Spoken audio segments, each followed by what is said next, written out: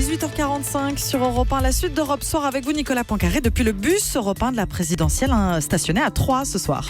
Et oui, on est garé, place des Halles à Troyes dans l'Aube, et tout à l'heure dans le club de la presse d'Europe 1, nous recevrons Nathalie Arthaud qui est la candidate à la présidence de la République pour le mouvement Lutte ouvrière. Dans un quart d'heure, un nouveau journal sur Europe 1 qui sera présenté par Pierre de Villeneuve avec à la une ce soir les nouvelles révélations du Canard enchaîné. Pénélope Fillon aurait touché 45 000 € d'indemnité de licenciement payée par l'Assemblée nationale. Et puis dans le Parisien aujourd'hui en France, on apprend que pendant près d'un an et demi entre 2012 et 2013, elle aurait cumulé 2 emplois à plein temps, la Revue de Deux Mondes et l'Assemblée nationale. François Hollande au chevet de Théo. Le président a rendu visite aujourd'hui au jeune homme hospitalisé depuis son arrestation violente par la police à Aulnay-sous-Bois. Bernard Cazeneuve a réclamé la plus grande fermeté quand il y a des manquements graves, je cite, des forces de l'ordre. Tous ces titres développés à 19h. Europe Soir, TV Média.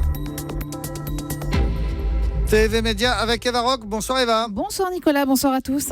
Les médias français et les géants américains Google et Facebook s'associent pour faire la chasse aux fausses informations. Et oui, la campagne électorale américaine et puis la multiplication de fausses informations relayées notamment via les réseaux sociaux semblent avoir remarqué les médias occidentaux, alors au point que ce qu'on appelle dans notre jargon le fact-checking se développe et prend un nouveau visage. Par exemple, Google va lancer Crosscheck le 27 février. C'est un réseau qui rassemble des médias du monde entier, dont 17 français comme l'AFP ou Ouest France, et auxquels se sont associés une équipe d'étudiants en journalisme. Ensemble, ils vont analyser les informations, les photos, les vidéos, faire la traque aux erreurs, remettre les éléments dans leur contexte et ainsi obtenir un flux d'informations qui sera visible sur le site Crosscheck. Et puis Facebook s'associe donc également à ce dispositif. Voilà, et puis en parallèle, le réseau social qui compte quand même 24 millions d'utilisateurs en France met en place un nouvel outil.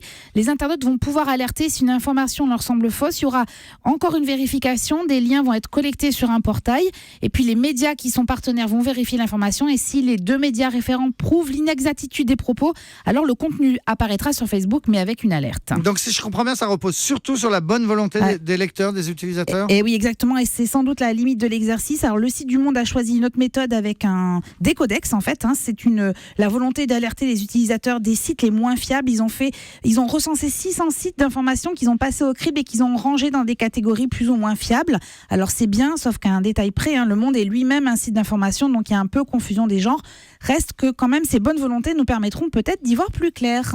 Voilà, c'est passionnant et c'est sans doute l'avenir. Puisque vous parliez de Facebook, on signale que Facebook est notre partenaire dans l'opération du bus Europe 1. On peut sur la page d'Europe 1 de Facebook interpeller les candidats à la présidentielle et donc par exemple tout à l'heure Nathalie Arthaud. En attendant Eva Rock, si on regarde la télé ce soir, qu'est-ce que vous nous conseillez ? J'ai été extrêmement touchée par un documentaire diffusé sur France 2 à 22h30. L'histoire de Francesco Lautoro, c'est un pianiste italien qui depuis 30 ans recherche toutes les musiques composées dans les camps de concentration pendant la guerre. C'est absolument touchant et ça s'appelle Le Maestro.